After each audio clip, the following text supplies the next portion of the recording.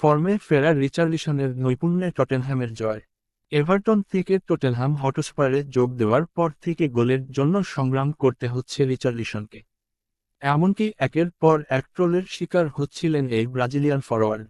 জাতীয় দলেও জায়গাটা নড়বড়ে হয়ে উঠেছে, এমনকি মানসিকভাবেও বিপর্যস্ত হয়ে পড়েছিলেন।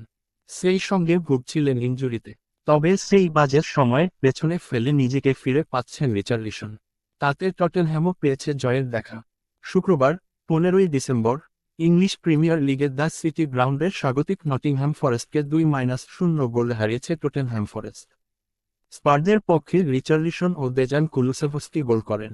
এদিন ইয়েভেস বিসৌমা লাল কার্ড দেখে মাঠ ছাড়লে শেষ 20 মিনিট টটেনহ্যাম 10 জন নিয়ে খেলেছে।